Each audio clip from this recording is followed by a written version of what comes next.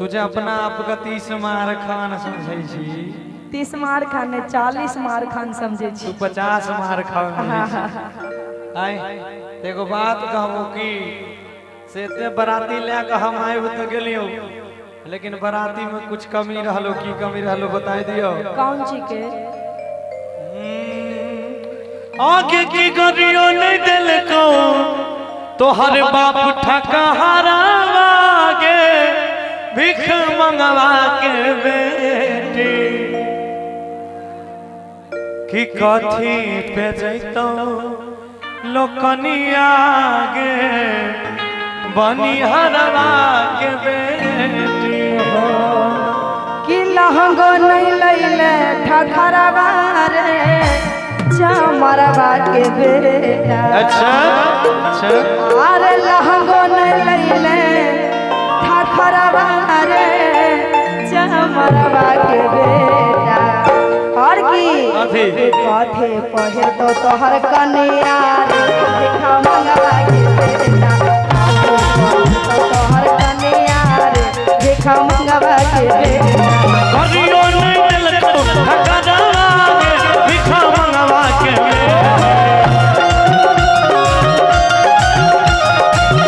अरे गरियो नहीं दिल को ठकरावा के भिखा मंगवा के कथी पे जैतो तारा कथी पे जैतो लोकनिया हरा जइया के बेटी कथी पे जैतो लोकनिया भिखा मंगवा के अरे लहंगो नहीं दिल को ठठरवा रे मरवा के बेटा देखो सारियो नहीं दिल को ठठरवा रे भिखा मंगवा के बेटा कथे कहे तो तोहर कन्या रे भिखा मंगवा के बेटा तोहर कन्या रे भिखा मंगवा के बेटा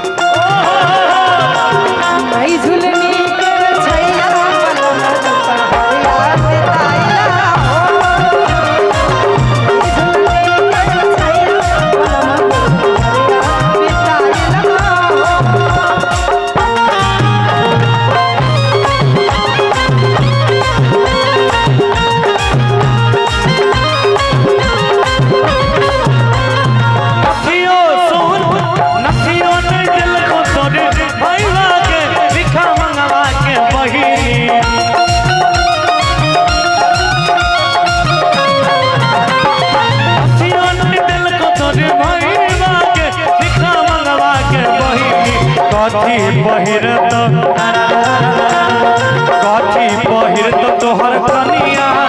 भिखा मंगवा के कथी पहिर तो कनिया भिखा मंगवा के बहिनी सुना ना अरे ढोलनो नहीं दिल को तोहर बाऊ रे भिखा मंगवा के बेटा अरे ढोलना नहीं दिल को तोहर बाऊ रे भिखा मंगवा के बेटा कथे पढ़ो तो अरे कथे पढ़ो तो तोहर कन्या रे भिखा मंगवा के बेटा तो तोहर कन्या रे भिखा मंगवा के बेटा रब को याद करो एक फरियाद करो रब को याद करो एक फरियाद करो बिछड़ा याद मिला मेरा दिलदार मिला दे ओए रब्बा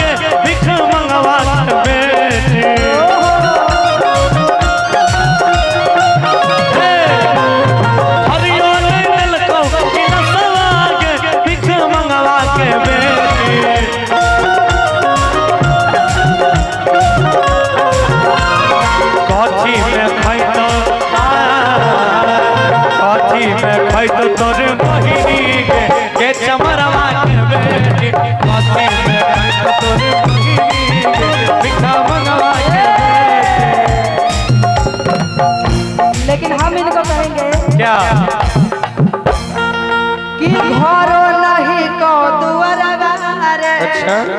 भिख मंगवा के बेटा चापर गुर अरे घरो नहीं को दुआरवा रे मरवा के बेटा अरे कहाँ में रहतो तोहर कनिया रे भिख मंगवा के बेटा